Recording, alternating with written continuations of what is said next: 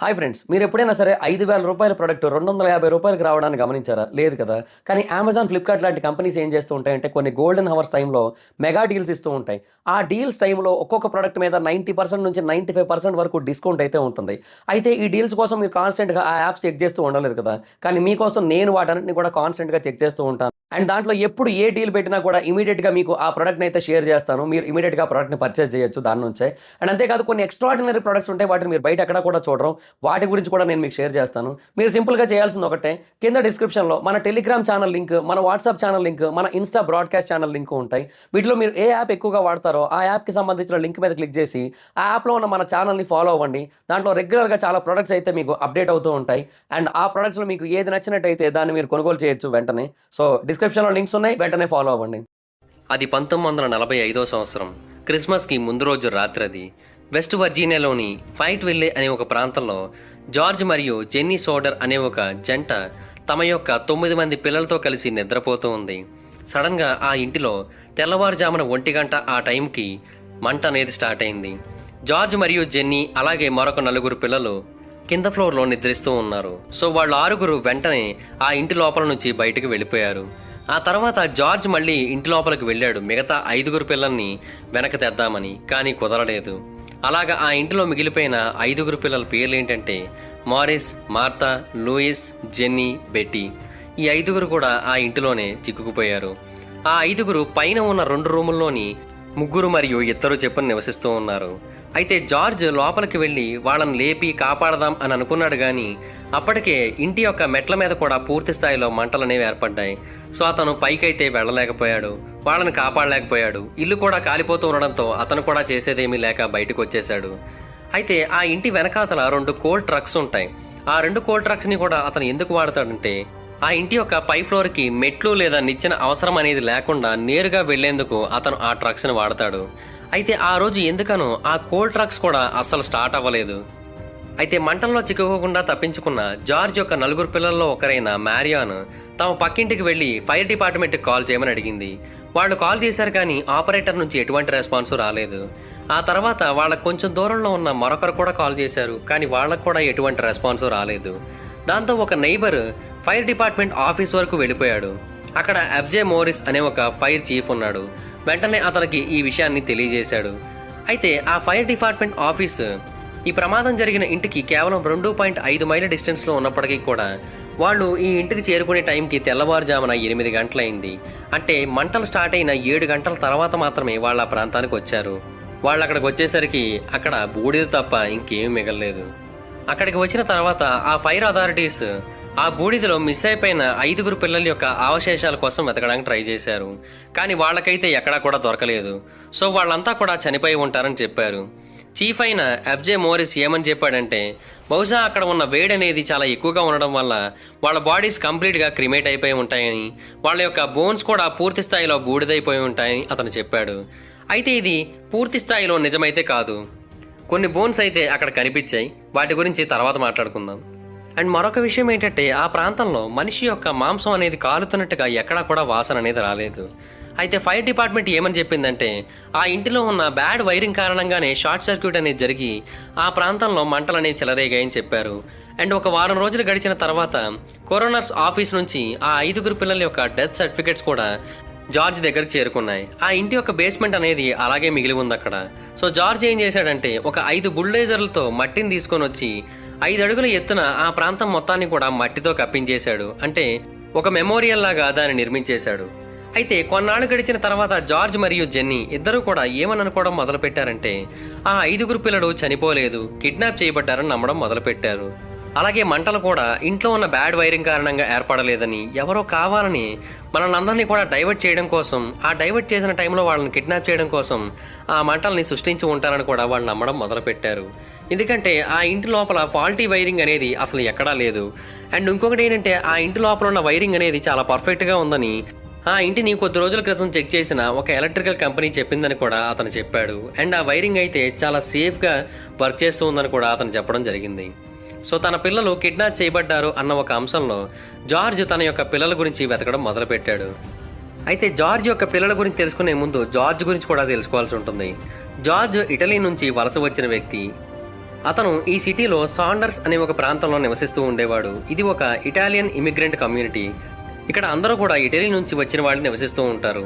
అయితే George Italy నుంచి ఇక్కడికి రావడానికి ముందు ఇటలీ యొక్క ప్రైమ్ మినిస్టర్ లేదా డిక్టేటర్ అయిన ముస్సోలినీని చాలా మాటలన్నాడు.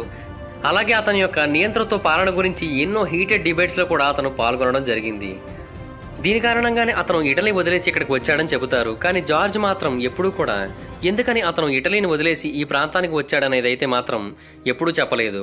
అండ్ ఇంకొంతమంది చెప్పేది ఏంటంటే అతను కొన్ని ఇల్లీగల్ బిజినెస్లో కూడా పార్టిసిపేట్ చేశాడని, దాని కారణంగా కూడా అతనికి ఎంతోమంది శత్రువులు ఏర్పడ్డారని, అతనికి ఏర్పడిన ఆ శత్రువుల్లో కొంతమంది అతని యొక్క పిల్లల్ని కిడ్నాప్ చేసి ఉంటారని కూడా చాలామంది నమ్మడం మొదలుపెట్టారు. అయితే ఆ టైంలోనే మనం కొన్ని క్యూరియస్ అకరెన్సెస్ గురించి తెలుసుకోవాల్సి ఉంటుంది అండ్ వాటిని ఎగ్జామిన్ కూడా చేయాల్సి ఉంటుంది. అందులో మొదటిది ఏంటంటే ఆ ఇల్లు కాలిపోవడానికి ముందు, ఆ ఇంట్లో ఆ పిల్లలు కనిపించకుండా పోవడానికి కొద్ది రోజుల ముందు ఒక సేల్స్ మ్యాన్ జార్జ్ దగ్గరకు వచ్చాడు. అతను ఒక ఇన్సూరెన్స్ సేల్ మ్యాన్. అయితే అతను జార్జ్ ఇంటికి వచ్చాడు. ఎలాగైనా సరే జార్జ్ చేత ఆ ఇన్సూరెన్స్ని కొనిపించాలని అనుకున్నాడు. కానీ అది మాత్రం కుదరలేదు. జార్జ్ ఎట్టి పరిస్థితుల్లోని నాకు వద్దని చెప్పాడు. దాంతో అతని యొక్క సేల్ అనేది సక్సెస్ఫుల్ కాకపోవడంతో అతనికి చాలా కోపం వచ్చేసింది. వెంటనే జార్జ్ని తిట్టడం మొదలుపెట్టాడు. అప్పుడు అతను ఏమన్నాడంటే, నీ ఇల్లు పూర్తిగా మంటల్లో చిక్కుకుంటుంది, నీ పిల్లలు నాశనం అయిపోతారు, నువ్వు చేస్తున్న తప్పులకి వాళ్ళకి శిక్ష పడుతుంది, గుర్తుపెట్టుకో నా మాటల్ని అన్నాడు అతను ఎందుకలా అన్నాడో అప్పుడు జార్జ్కి అర్థం కాలేదు. కానీ తర్వాత మాత్రం ఈ జరిగిన ఇన్సిడెంట్స్ అన్నింటినీ చూసుకుంటూ ఇతని యొక్క మాటలు కనుక మళ్ళీ గుర్తు తెచ్చుకున్నట్టయితే జార్జ్కి ఎందుకనో ఆ సేల్స్ మ్యాన్కి ఈ కిడ్నాప్కి ఏదైనా ఒక సంబంధం ఉందేమో అనే ఒక డౌట్ అయితే ఖచ్చితంగా వచ్చింది. అయితే వీళ్ళని చాలామంది ఆ తర్వాత విట్నెస్ కూడా చేయడం జరిగింది. సేవ్ అయిన 4 పిల్లల్లో 2 పిల్లలు ఒకసారి ఒక వ్యక్తి ఒక బాబుని తీసుకుని వెళ్ళడం చూశారు. ఆ బాబు మిస్ అయిపోయిన 5 పిల్లల్లో ఒకరిలా ఉన్నాడు. అండ్ ఈ సంఘటన జరిగింది కూడా వాళ్ళ ఇంటికి చాలా దగ్గరలోనే. అయితే ఆ రోజు రాత్రి 1 గంటకి ఇంటిలో నిప్పంటుకుంది. కానీ 12:30 ఆ ఇంటిలో ఉన్న ల్యాండ్ ఫోన్ నెంబర్కి ఒక కాల్ వచ్చింది. జెన్నీ దాన్ని ఆన్సర్ చేసి మళ్ళీ రూమ్లోకి వస్తున్న టైంలో ఇంటి వెనక భాగంలో ఉన్న రూమ్స్లో లైట్స్ ఆన్ చేసి ఉండడానికి గమనించింది. అండ్ అంతేకాకుండా ఆమెకి ఇంటి మీద ఏదో పడినట్టుగా చాలా పెద్ద శబ్దం కూడా వినిపించింది. ఆ తర్వాత కొంతసేపటికే ఆ ఇల్లు పూర్తి స్థాయిలో మంటల్లో చిక్కుకొని ఉంది. ఆమె గమనించిన ఆ అంశం ప్రకారం అయితే లైట్స్ ఆన్ చేసి ఉన్నాయి. ఒకవేళ ఇంట్లో వైరింగ్ ప్రాబ్లం ఉన్నట్టయితే లైట్స్ అన్నీ కూడా ఆగిపోవాలి. అండ్ అంతేకాకుండా జార్జ్ కూడా ఏమని చెప్పాడంటే ఆ ఇంటికి మంటలు అంటుకున్నప్పటికీ కూడా అప్పటికీ ఇంట్లోని కొన్ని లైట్లు అనేవి వెలుగుతూనే ఉన్నాయని చెప్పాడు. అలాగే ఆ ఇంటి చుట్టుపక్కల ఉన్నవాళ్ళు కూడా కొంతమంది ఆ ఇంటిలో మంటలు ఉన్నప్పటికీ కూడా కొన్ని లైట్లు అయితే మాకు కనిపించాయని కూడా చెప్పారు. ఒకవేళ ఫాల్టీ వైరింగ్ అయినట్టయితే అన్ని లైట్లు ఎందుకని వెలుగుతూ ఉంటాయి. అండ్ మరికొంతమంది ఏమని చెప్పారంటే వాళ్ళు ఒక వ్యక్తిని చూశారంట. అతను బ్లాక్ మరియు ట్యాకిల్ అనే ఒక ఎక్విప్మెంట్ని తన చేత్తో పట్టుకుని వెళ్ళాడంట.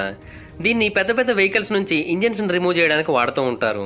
సో ఆ రోజు జార్జ్ యొక్క ట్రక్స్ అనేవి స్టార్ట్ కాకపోవడానికి అదే కారణమా? ఇంజిన్ని పూర్తి స్థాయిలో రిమూవ్ చేయకపోయినప్పటికీ పని చేయకుండా కూడా చేసే అవకాశాలు అయితే ఉంటాయి. అయితే ఆ తర్వాత ఆ ప్రాంతంలో మెమోరియల్ అనేది కట్టించిన తర్వాత మళ్ళీ కొద్ది రోజులకి అక్కడికి వెళ్ళారు. ఆ టైంలో మళ్ళీ జార్జ్కి ఒక చిన్న రబ్బర్ ఆబ్జెక్ట్ అనేది కనిపించింది. ఈ రబ్బర్ ఆబ్జెక్ట్ని ఏం చేయాలో అర్థం కాక అటు ఇటు చూస్తుంటే జెన్నీ కూడా అతని దగ్గరికి వచ్చి చూసింది. అప్పుడు ఆమె ఏమని చెప్పిందంటే బహుశా ఆ రోజు రాత్రి ఆమెకు వినిపించిన ఆ భారీ శబ్దం అనేది దీని కారణంగానే వచ్చుండొచ్చని చెప్పింది. దాని మీద కొంత స్టడీ అనేది చేసిన తర్వాత జార్జ్కి అర్థమైన విషయం ఏంటంటే అది నార్మల్ ఆబ్జెక్ట్ కాదని ఒక నాపామ్ పైనాపిల్ బాంబ్ అని తేల్చాడు. ఎందుకంటే అతనికి ఆల్రెడీ వార్కి సంబంధించిన ఎక్స్పీరియన్స్ అనేది ఉంది కాబట్టి. సో అతని ఇంటి మీద ఒక బాంబునైతే వేశారని అతనైతే ఒక క్లారిటీకి వచ్చాడు.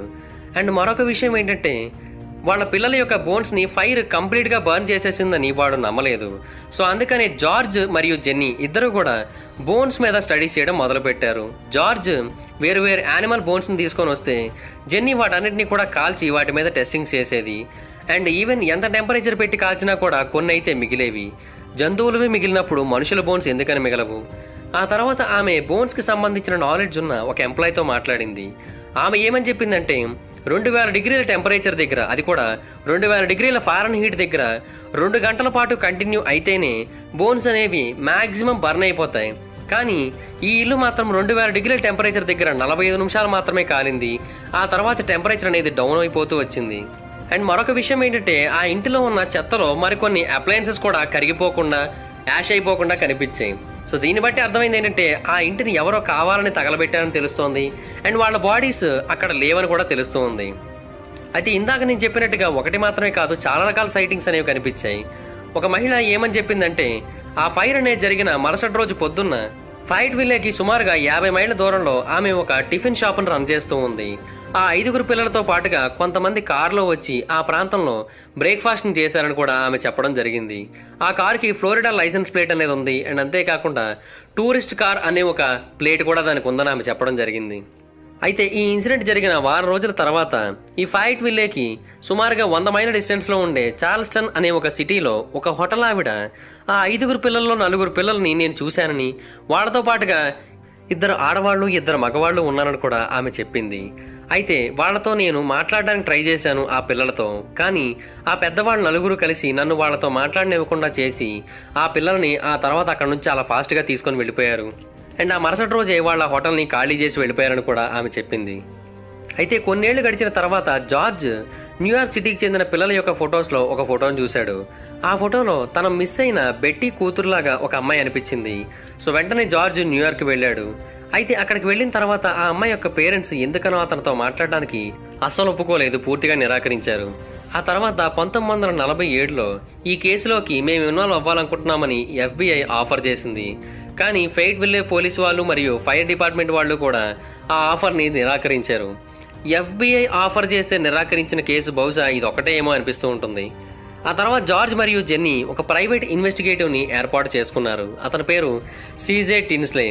అండ్ అతని కారణంగా కూడా ఈ కేసులో కొత్త విషయాలు ఏమీ తెలియలేదు. అండ్ అతను కూడా ఆ సేల్స్ మ్యాన్ మీదే అనుమానపడ్డాడు.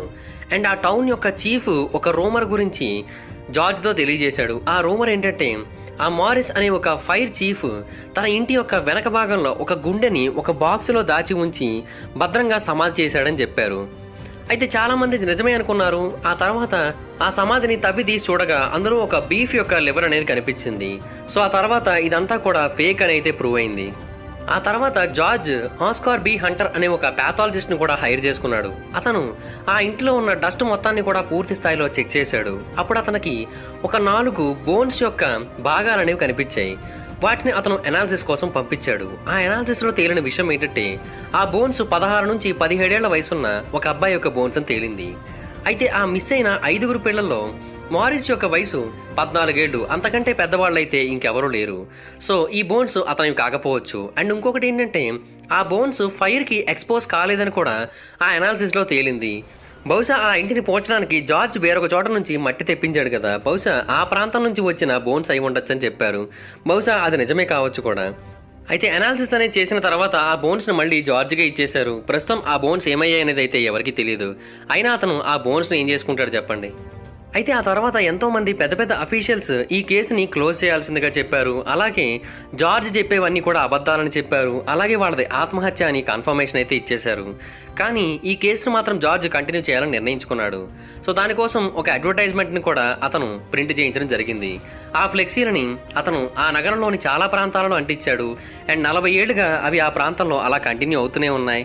అండ్ ఇప్పటికీ కూడా ఎవరైనా సరే వాళ్ళ గురించి తెలిసినట్టయితే ఇన్ఫార్మ్ చేయండి అని జార్జ్ యొక్క తర్వాత తరం కూడా దీనికోసం ఎదురు చూస్తూనే ఉంది. అండ్ ఆ అడ్వర్టైజ్మెంట్లో చాలా క్లియర్గా మెన్షన్ చేశారు, అది కిడ్నాపే, అది ఫైర్ యాక్సిడెంట్ కారణంగా వాళ్ళందరూ చనిపోలేదు అని. బోన్స్ కనబడలేదు. అండ్ అంతేకాకుండా లా ఆఫీసర్స్ మమ్మల్ని ఫోర్స్ చేస్తూ ఉన్నారు, వాళ్ళు చెప్పిన అబద్ధాలనే మమ్మల్ని నమ్మమంటున్నారు. సో దీని వెనక ఏదో మాఫియానే దాగి ఉంది. సో దయచేసి మా పిల్లలు గనక మీకు కనిపించినట్టయితే మాకు తెలియజేయండి అని చెప్పారు. ఆ తర్వాత ఈ ప్రపంచవ్యాప్తంగా చాలా ప్రాంతాల నుంచి మేము మీ పిల్లల్ని చూసామంటూ కొన్ని మెసేజ్లు అయితే వచ్చాయి. ఆ ప్రాంతాలన్నిటికీ కూడా జార్జ్ వెళ్ళాడు, కానీ ఎక్కడా కూడా అతనికి సరైన సమాధానం అనేది దొరకలేదు. అయితే 1968లో అంటే ఫైర్ యాక్సిడెంట్ అనేది జరిగిన 23 ఏళ్ల తర్వాత ఒక వ్యక్తి చనిపోయినట్టుగా జార్జ్కి కొంతమంది ఒక ఫోటోను పంపారు. ఆ వ్యక్తి చూడడానికి సేమ్ వాళ్ళ యొక్క చిన్న కొడుకులా ఉన్నాడు. అయితే ఆ ఫోటో వచ్చిన ప్రాంతానికి రిటర్న్ అడ్రస్ అనేది లేదు. అండ్ ఆ పోస్ట్ మార్టం చేసింది కెంటుస్కీ అనే ఒక ప్రాంతంలో. చనిపోయిన వ్యక్తి యొక్క వయసు సుమారుగా 20 ఏళ్ళు ఉండొచ్చు. సో ఏమనుకున్నారంటే వీళ్ళ యొక్క చిన్న కొడుకైన లూయిస్ సోడర్ యొక్క ఫోటో అది అయి ఉండొచ్చు అనుకున్నారు. ఎందుకంటే తప్పిపోయే టైంకి లూయిస్ యొక్క వయసు 9 ఏళ్ళు. అండ్ లూయిస్దే ఈ ఫోటో అని నమ్మడానికి కారణం ఏంటంటే ఆ ఫోటో వెనకాతల Louis Soder, I have brother Frankie, little boys A90132R35 అని రాసి ఉంది. దానికి అర్థం ఏంటనేది అయితే మాత్రం ఇప్పటికీ కూడా తెలియలేదు. అయితే ఆ తర్వాత జార్జ్ కెంటుస్కీకి వెళ్ళడానికి ఒక ప్రైవేట్ డిటెక్టివ్ని మళ్ళీ హైర్ చేసుకున్నాడు. అతను కెంటుస్కీకి వెళ్ళాడు, కానీ ఏమైపోయాడు అనేది అయితే మాత్రం ఇప్పటికీ అర్థం కాలేదు. అతను కూడా కనిపించకుండా మాయమైపోయాడు. ఒక డిటెక్టివ్ డిటెక్షన్ చేయడానికని వెళ్ళి మాయమైపోవడం ఎలా ఉందంటే, ఒక చేప ఈత కొట్టడానికి నీటి లోపలికి వెళ్ళి అక్కడ నీటిలో మునిగిపోయి చనిపోయినట్టుగా ఉంది. చాలా వింతగా అనిపిస్తూ ఉంటుంది ఈ సంఘటన అయితే అతను ఏమైపోయాడో ఎవరికీ తెలియలేదు. అండ్ ఈ సంఘటన జరిగిన కొన్ని సంవత్సరాల తర్వాత 1969లో 74 ఏళ్ల వయసులో జార్జ్ చనిపోయాడు. ఆ తర్వాత జెన్నీ కూడా 1989లో 85 ఏళ్ల వయసులో చనిపోయింది. ఆ తర్వాత వాళ్ళ యొక్క చిన్న కూతురైన సిల్వియా సోడర్ కూడా తమ యొక్క సిబ్లింగ్స్ కోసం వెతుకుతూనే ఉంది. తన తల్లిదండ్రులకి మాటిచ్చిందంట ఆమె, ఏ రోజుకైనా సరే వాళ్ళ గురించి తెలుసుకుంటానని. అందుకనే ఆమె అయితే వెతకడం ఆపట్లేదు. కానీ ఇప్పటికీ కూడా వాళ్ళు కిడ్నాప్ చేయబడ్డారా, చంపబడ్డారా, ఏమయ్యారనేది అయితే అన్సాల్వ్డ్గానే మిగిలిపోయింది. సో చూసారు కదా, ఈ వీడియో మీకు నచ్చినట్టయితే లైక్ చేయండి, ఈ వీడియోని షేర్ చేయండి, మా ఛానల్ని సబ్స్క్రైబ్ చేసుకోండి, పక్కనే ఉన్న బెల్ ఐకాన్ క్లిక్ చేయండి. ఈ వీడియోని షేర్ చేయడం మాత్రం మర్చిపోద్దు, ఎందుకంటే షేర్ చేస్తేనే వీడియో గురించి మా ఛానల్ గురించి అందరికీ తెలుస్తుంది. ఒకవేళ మీరు నన్ను డైరెక్ట్గా ఫాలో అవ్వాలనుకుంటే నా ఇన్స్టాగ్రామ్ ఐడి జబర్దస్త్ మహీధర్, మీరు అక్కడికి వచ్చినట్టు ఫాలో అవ్వచ్చు. Thank you guys, bye. Hi friends, మీరు ఎప్పుడైనా సరే 5,000 రూపాయల ప్రొడక్ట్ 250 రూపాయలకి రావడానికి గమనించారా? లేదు కదా. కానీ అమెజాన్, ఫ్లిప్కార్ట్ లాంటి కంపెనీస్ ఏం చేస్తూ ఉంటాయంటే కొన్ని గోల్డెన్ హవర్స్ టైంలో మెగా డీల్స్ ఇస్తూ ఉంటాయి. ఆ డీల్స్ టైంలో ఒక్కొక్క ప్రొడక్ట్ మీద 90% నుంచి 95% వరకు డిస్కౌంట్ అయితే ఉంటుంది. అయితే ఈ డీల్స్ కోసం మీరు కాన్స్టెంట్గా ఆ యాప్స్ చెక్ చేస్తూ ఉండలేరు కదా. కానీ మీకోసం నేను వాటన్నిటిని కూడా కాన్స్టెంట్గా చెక్ చేస్తూ ఉంటాను. అండ్ దాంట్లో ఎప్పుడు ఏ డీల్ పెట్టినా కూడా ఇమీడియట్గా మీకు ఆ ప్రొడక్ట్ని అయితే షేర్ చేస్తాను. మీరు ఇమీడియట్గా ప్రొడక్ట్ని పర్చేస్ చేయొచ్చు దాని నుంచే. అండ్ అంతేకాదు కొన్ని ఎక్స్ట్రాడినరీ ప్రొడక్ట్స్ ఉంటాయి, వాటిని మీరు బయట ఎక్కడ కూడా చూడరు. వాటి గురించి కూడా నేను మీకు షేర్ చేస్తాను. మీరు సింపుల్గా చేయాల్సింది ఒకటే, కింద డిస్క్రిప్షన్లో మన టెలిగ్రామ్ ఛానల్ లింక్, మన వాట్సాప్ ఛానల్ లింక్, మన ఇన్స్టా బ్రాడ్కాస్ట్ ఛానల్ లింక్ ఉంటాయి. వీటిలో మీరు ఏ యాప్ ఎక్కువగా వాడతారో ఆ యాప్కి సంబంధించిన లింక్ మీద క్లిక్ చేసి ఆ యాప్లో ఉన్న మన ఛానల్ని ఫాలో అవ్వండి. దాంట్లో రెగ్యులర్గా చాలా ప్రొడక్ట్స్ అయితే మీకు అప్డేట్ అవుతూ ఉంటాయి. అండ్ ఆ ప్రొడక్ట్స్లో మీకు ఏది నచ్చినట్టయితే దాన్ని మీరు కొనుగోలు చేయొచ్చు వెంటనే. సో డిస్క్రిప్షన్లో లింక్స్ ఉన్నాయి, వెంటనే ఫాలో అవ్వండి.